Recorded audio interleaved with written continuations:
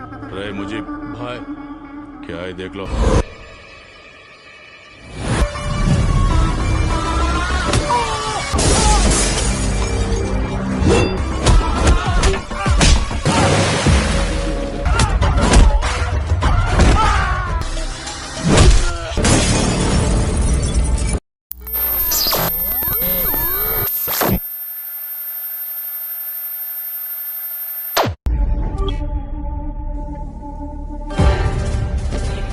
Di awal film diperlihatkan dua orang pria teroris bernama Majuber dan Mr. Wong yang berasal dari Pakistan dan Cina. Mereka berdua telah menargetkan negara India dan telah merencanakan serangkaian serangan di negara tersebut, di mana mereka sebut sebagai Operasi Lama, yang mempunyai kenyataan ingin menghapus negara India dari peta. Mereka berdua sangat yakin bahwa operasi tersebut akan berhasil karena mereka telah dibantu oleh orang dalam yang ternyata warga India sendiri.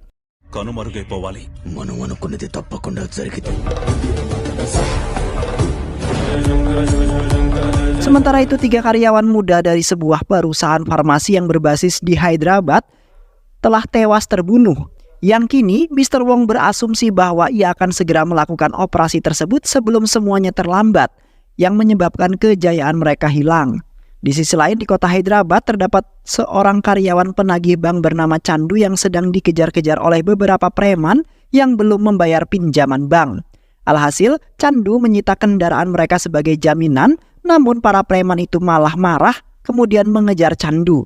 Yang akhirnya para preman itu pun berhasil mendapatkan kunci kendaraan mereka karena Chandu sudah terpojok. Sementara itu, salah satu dari mereka mengatakan bahwa Chandu bukanlah karyawan penagih yang tegas, di mana Chandu sangat ketakutan dan mengembalikan barang jaminan yang disita dengan percuma saja. Yang kemudian mereka semua mengatakan bahwa Chandu adalah orang yang tidak becus serta tidak cocok dalam pekerjaan tersebut. Sontak, Chandu pun tidak terima atas penghinaan itu, yang kemudian Chandu langsung membantai mereka semua untuk membuktikan bahwa Chandu bukanlah seorang pengecut.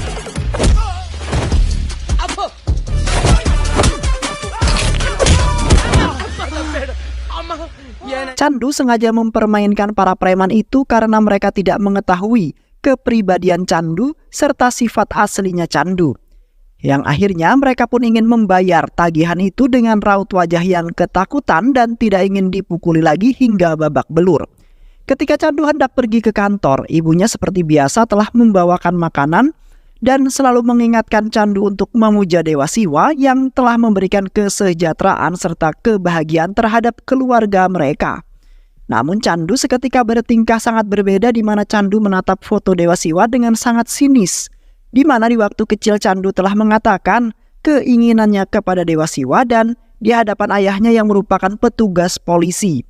Yang di saat itu Chandu sangat menginginkan sebuah sepeda agar bisa bermain bersama teman-temannya. Dan di suatu malam telah terjadi sebuah tragedi kecelakaan yang membuat ayahnya tewas tertabrak mobil. Selain itu juga, ayahnya ternyata sudah membelikan Chandu sebuah sepeda yang baru. Seketika Chandu terlihat tidak bahagia karena ia telah kehilangan ayahnya yang kemudian menjadi anak yatim di masa kecil. Dan akhirnya Chandu dibesarkan oleh ibunya, tetapi Chandu telah menyimpan dendam terhadap Dewa Siwa dari masa kecil hingga saat ini. Lantas, Chandu perlahan-lahan menjalani kehidupan yang bahagia bersama sang ibu dan saudara perempuannya. Lalu senantiasa memperingatkan mereka agar tidak memerintah Chandu untuk melakukan persembahan, karena dirinya sekarang menjadi orang yang ateis. Setelah itu Chandu dan temannya Reddy mendatangi rumah seorang wanita bernama Salaija, yang di saat itu malah bertemu dengan ayahnya. Chandu kemudian menjelaskan kedatangannya karena Salaija belum membayar Emi selama 2 bulan. Dan mengharuskan Chandu menyita mobilnya sebagai jaminan sampai si Salaija ini lunas membayar semuanya. Dan tak lama kemudian Salaija pun keluar dari rumahnya dengan menunjukkan paras cantiknya, sehingga kemudian membuat Chandu terpelongo, lalu mengubah peraturan yang sudah ditetapkan hanya untuk Salaija seorang. I will be in touch with you. Okay, Nande? Sementara itu Reddy merasa aneh dengan Chandu yang rela melakukan apapun demi seorang wanita yang baru saja ia kenal, yaitu si Salaija yang belum tentu menerima cintanya Chandu. Yang kini Chandu seolah-olah cinta mati dengan Salaija setelah pandangan pertama mereka. Di sisi lain, di sebuah proyek pembangunan, seorang inspektur polisi bernama Murali telah mengidentifikasi TKP yang terdapat seorang insinyur kimia bernama Sagar yang bekerja di perusahaan farmasi itu telah tewas. Di mana Murali telah menemukan Sagar duduk di atas kursi dalam keadaan tangan serta kakinya terikat. Dan di samping itu juga mereka menemukan sebuah mesin bor beserta luka bor di bagian dada dan paha. Mereka telah memperhitungkan bahwa pembunuhan tersebut telah dilakukan oleh satu orang yang tidak meninggalkan jejak kriminalnya. Sehingga kemudian membuat mereka semua kesulitan untuk menemukan sang pelaku yang pastinya akan memakan korban yang lain. Ketika di kantor polisi, Inspektur Murali telah mendatangkan dua orang yaitu Arjun yang merupakan sahabatnya Sagar dan Malika yang merupakan kekasih Sagar yang selalu saja bertengkar di keseharian mereka. Inspektur Murali telah menduga mereka sebagai tersangka utama karena di tempat kejadian telah terdapat nama mereka berdua yang kemudian membuat Inspektur Murali memanggil mereka berdua untuk diinterogasi. Sementara itu mereka mengatakan bahwa mereka tidak mengetahui apapun dan tidak memiliki masalah sedikit pun. Bahkan mereka juga tidak mengetahui bahwa Sagar telah tewas dan baru saja mengetahuinya.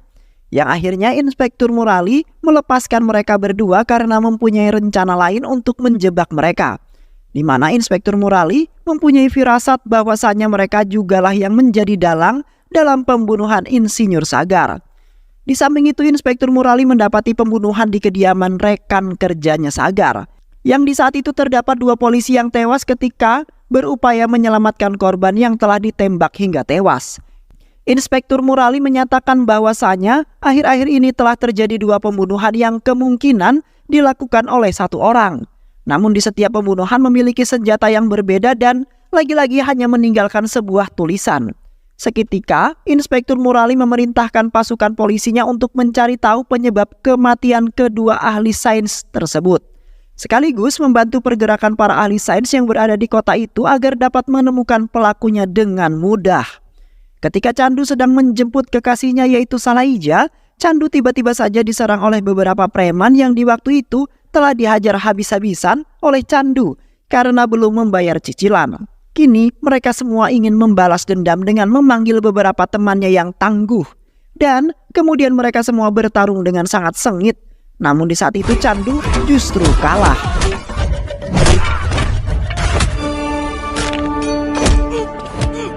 Di mana Candu dibantai habis-habisan hingga lemas tak berdaya hingga kemudian bercucuran darah. Yang akhirnya Candu langsung dilarikan ke rumah sakit untuk melakukan sebuah perawatan medis. Karena di saat itu Candu telah kehilangan penglihatannya yang disebabkan beberapa pecahan kaca telah menusuk matanya dengan sangat dalam.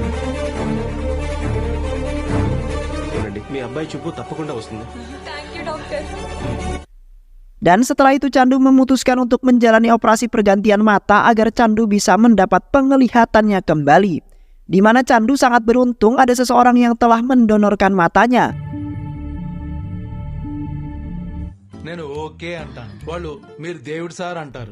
Satu minggu kemudian, Candu akhirnya dapat melepas perbannya yang sudah ditunggu-tunggu oleh yang lainnya. Di mana Candu dapat melihat kembali walaupun tidak sangat jelas. Terlihat mereka yang berada di sana sangat senang karena operasi yang telah dilakukan telah mendapatkan hasil yang sangat baik. Namun Suwarti, adik perempuannya Candu, merasa aneh dengan lensa mata milik Candu yang seketika berubah berwarna biru. Setelah operasi, sontak dokter dengan grogi mengatakan bahwa orang yang mendonorkan itu adalah orang yang berkulit putih. Dan di saat itu pun dokter seperti menyimpan sesuatu dari mereka yang beruntung. Mereka tidak mempermasalahkan hal tersebut. Yang kemudian Candu menjalani perawatan di rumah dengan dibantu oleh ibu dan Suwati dengan memberikan penuh perhatian. Dan di samping itu pun Candu menghadapi kejadian aneh di saat mendengar suara-suara dan ia dikejar oleh mimpi-mimpi yang buruk. Yang seketika Candu berubah menjadi seperti superhero yang memiliki penglihatan sekaligus pendengaran yang sangat tajam. Dan mirisnya, Candu selalu saja merasa mengantuk dan sering tertidur dimanapun ia berada. Sehingga kemudian membuat ibu dan Suwati menjadi heran. Bahkan Salaija selalu memarahinya ketika ia tertidur di hadapan Salaija. Di samping itu Inspektur Murali telah mencurigai seseorang polisi bernama Vincent yang telah menangani kasus kematiannya Sagar. di mana Vincent sangat serius sekali dalam menangani kasus tersebut daripada kasus temannya Sagar. Namun kasus yang telah diselidikinya itu mempunyai sebuah laporan yang sangat berbeda dan tidak seperti yang dilihat langsung oleh Inspektur Murali. Di saat itu Vincent seolah-olah membuat kasus tersebut menjadi kasus bunuh diri, sehingga membuat Inspektur Murali semakin curiga dengan Vincent yang di saat itu sangat gugup dalam menjawab beberapa pertanyaan Inspektur Murali. Kini, Inspektur Murali sangat yakin bahwasannya Vincent sepertinya terlibat dalam kasus pembunuhan tersebut. Karena di waktu itu Vincent telah mengendarai sebuah mobil yang sangat bagus dan sama persis seperti mobilnya Sagar. Yang kemudian Inspektur Murali menekan Vincent dengan mempermainkan beberapa trik sampai ia kemudian mengungkapkan segala-galanya. Sedangkan beberapa pasukan polisi dikirim untuk mencari tahu dengan jelas atas beberapa kasus yang telah diselidiki oleh Vincent. Keesokan harinya, Candu dan Reddy hendak pergi ke rumahnya Salaija. Tiba-tiba saja ban motornya kempes yang mengharuskan dirinya untuk menunggu. Seketika, Candu bergerak masuk ke dalam kuil setelah mendengar panggilan dari seseorang yang tidak nampak sekali. Sehingga membuat salah satu seorang yang berada di dalam kuil terkejut karena di saat itu angin tertiup sangat kencang ketika Candu berada di sana. Candu kemudian hendak melakukan sebuah persembahan yang ia lakukan kepada Dewa Siwa tanpa ia sadari. Dan beruntungnya Reddy langsung menyadarkannya lalu bertanya-tanya kepada Candu yang merupakan seorang ateis. Malah kemudian memasuki sebuah kuil. Candu juga merasa aneh dengan dirinya sendiri yang di saat itu seperti dikendalikan sehingga masuk ke dalam kuil tersebut. Yang akhirnya mereka pergi ke rumah sakit untuk melakukan rujukan kepada dokter yang telah menjalani operasi matanya Candu. Sesampainya mereka di sana, Candu kemudian langsung menceritakan semuanya mengenai beberapa hal yang telah ia lakukan tanpa ia sadari. Di mana Candu agak merasa terganggu dengan itu semua, karena di waktu itu Candu hampir saja melakukan penyembahan. Namun di saat itu dokter telah mengatakan bahwasanya Candu hanya belum sinkron dengan mata barunya, yang pastinya akan mengalami sebuah komplikasi yang menyebabkan beberapa kejadian yang aneh sering terjadi pada dirinya. Dokter juga menyarankan Candu untuk berkonsultasi ke dokter terkenal di kota tersebut. Setelah itu Candu dan Reddy akhirnya memutuskan pergi ke dokter terkenal bernama Dr. Nisan. Dr. Nisan kemudian melakukan sebuah pengetesan mata agar bisa melihat kejanggalan yang ada di sana. Dan tiba-tiba saja Dr. Nisan terkejut setelah melihat mata yang telah terpasang di matanya Candu. Akhirnya Dr. Nisan memanggil beberapa dokter sekaligus ahli sains untuk memecahkan kejanggalan tersebut. Yang kemudian Dr. Nisan memarahi dokter yang telah mengoperasi Candu yaitu Dr. Vihari. Di mana Dr. Vihari telah melakukan operasi xenotransplantasi yang sangat berbahaya. Xenotransplantasi merupakan operasi yang menghubungkan bagian hewan kepada manusia. Ternyata mata yang dipasangkan kepada Candu adalah matanya anjing. Namun Dr. Vihari tidak merasa bersalah sama sekali karena ia ternyata menggunakan Candu sebagai bahan percobaan eksperimennya. Sontak Candu tidak menyangka karena Dr. Vihari sangat setega itu, yaitu telah mengganti matanya dengan mata anjing. Candu juga merasa tidak terima karena dirinya telah dijadikan sebuah eksperimen yang pastinya akan digunakan di perusahaannya. Yang kemudian Dr. Nisan menjelaskan bahwasanya kejadian itu kerap terjadi di berbagai negara dan telah diperjualbelikan. Selain itu juga mata anjing dengan manusia memiliki kesamaan di berbagai bagian, sehingga kemudian membuat Dr. Vihari tidak dapat membedakannya yang kemudian membuat mereka melakukan pengakuan bahwasanya mereka salah. Di samping itu Candu sangat heran dengan kejadian-kejadian yang aneh yang kerap sering terjadi. Di mana ia selalu melihat kejadian pembunuhan serta kejadian yang lainnya. Candu kemudian mempertanyakan persoalan anjing manakah yang diambil oleh Dr. Vihari di waktu itu. Lantas Dr. Raghuram menyahut pertanyaan tersebut lalu menjelaskan di mana anjing tersebut adalah sebuah anjing pelatih atau anjing kepolisian yang bernama Dogra, di mana Dogra telah lama menjalani pelatihan untuk meningkatkan ketangkasan dalam menyelesaikan kejahatan dan menjinakkan sebuah bom. Selain itu juga, Dogra telah mendapatkan beberapa penghargaan karena telah menyelesaikan banyak kasus hingga tuntas. Namun sayangnya Dogra telah tewas terbunuh di saat ia menyelamatkan seorang pria yang merupakan teman kerjanya Sagar. Yang di saat itu pun Candu mengalami kecelakaan di saat kematian Dogra yang diambil matanya untuk dijadikan sebuah eksperimen oleh perusahaan farmasi. Sedangkan Dr. Fehari diperintahkan oleh atasannya untuk mengambil mata dogra yang kemudian dipasangkan kepada Candu. Sehingga menjadi penemuan pertama di kota mereka yang sangat jarang sekali berhasil di percobaan yang pertama. Yang akhirnya mereka kini sangat yakin dan ingin melakukan lagi demi menyelamatkan orang-orang walaupun ada sedikit kejanggalan yang dialami oleh pasien. Dan akhirnya Candu meminta pertanggungjawaban dari para dokter karena ia telah menunggu sangat lama untuk mendapatkan penglihatannya. Dan kini ia malah mendapatkan yang lebih buruk dari sebelumnya walaupun bisa melihat. Di sisi lain nampak kekasih saudara perempuannya Candu yaitu Swati sedang bersama para teroris, di mana mereka sedang merencanakan sesuatu untuk mengacaukan negara India tersebut. Kini mereka sudah menggerakkan para antek-anteknya untuk menjalankan operasi lama yang menjadi tujuan mereka sekaligus impian terbesar mereka untuk mencapai sebuah kemenangan. Dan di saat itu pun pertemuan tersebut telah direkam oleh salah seorang pria yang memakai jaket berwarna hitam tanpa sepengetahuan mereka.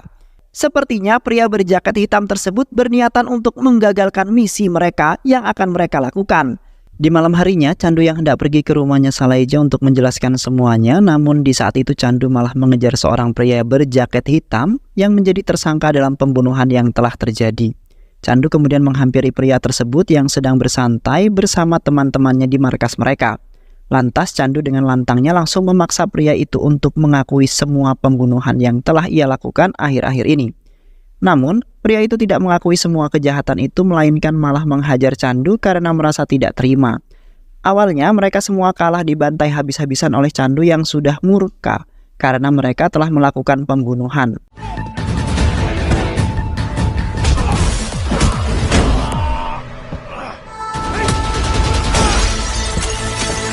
Dan tak lama dari itu Candu jatuh terkapar akibat lengah dan tidak bisa melihat sama sekali. Alhasil Candu dipukuli lalu sekujur tubuhnya disirami bensin dan hendak dibakar. Beruntungnya anjing-anjing yang berada di sana ikut membantu Candu yang sudah tak berdaya lagi. Di mana para anjing itu telah mengerti bahwa Candu kini berada di pihak yang benar. Dan setelah itu pun semua anjing-anjing itu menggigit orang-orang itu guna menyelamatkan Candu.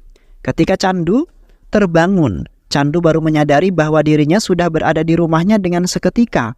Candu seketika teringat akan seseorang yang telah membunuh rekannya Sagar.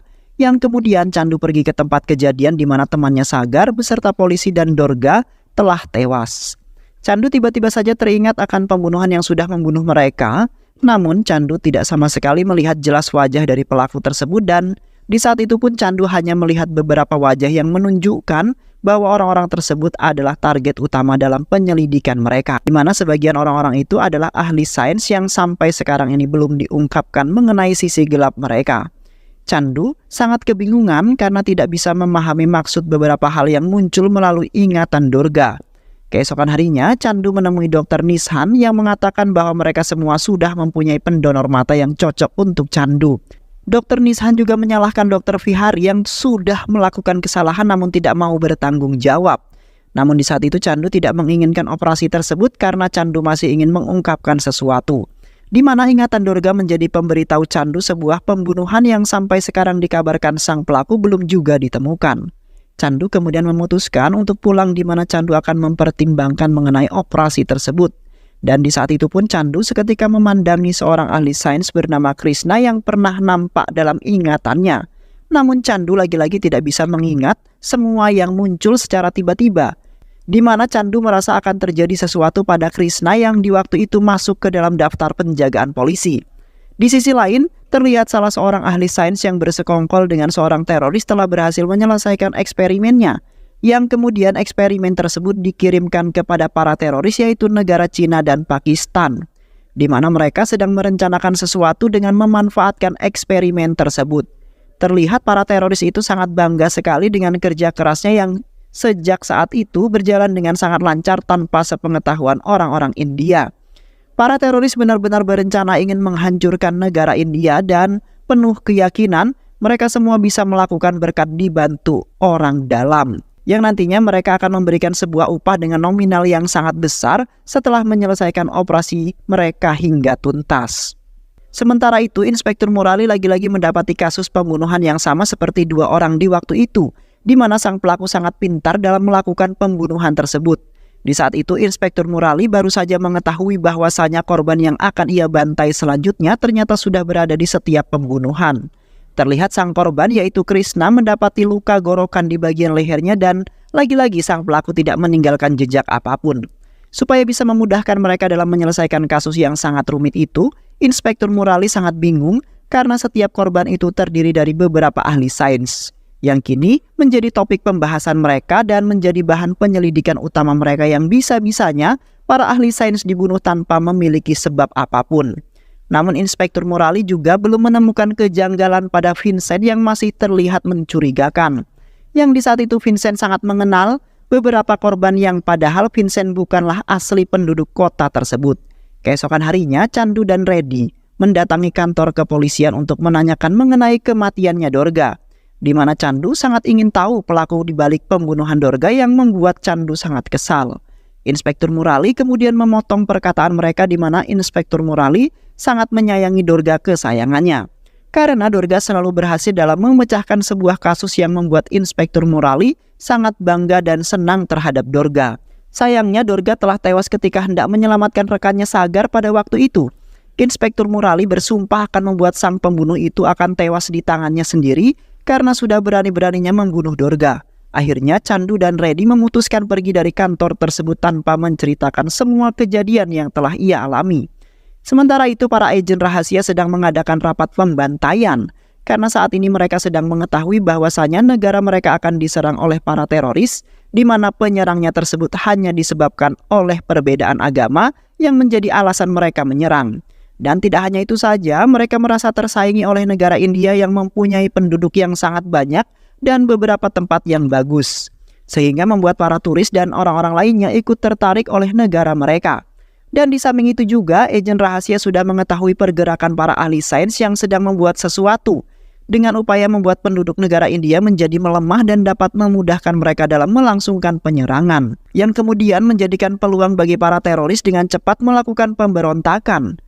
Yang kini mereka harus menggantikan beberapa orang dalam yang telah membantu para teroris itu.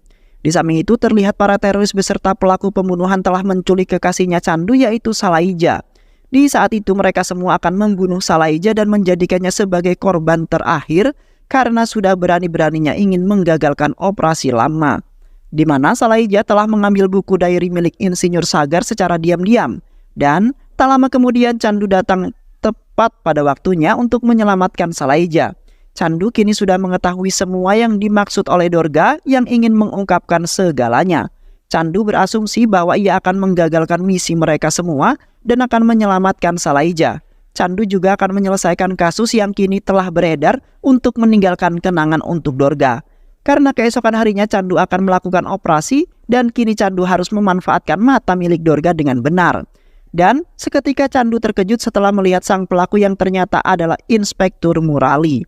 Inspektur Murali dengan bangga kemudian mengungkapkan bahwa ia telah bekerja sama dengan para ahli sains yang ternama untuk menciptakan sebuah vaksin yang mengakibatkan kematian bagi sang pengguna.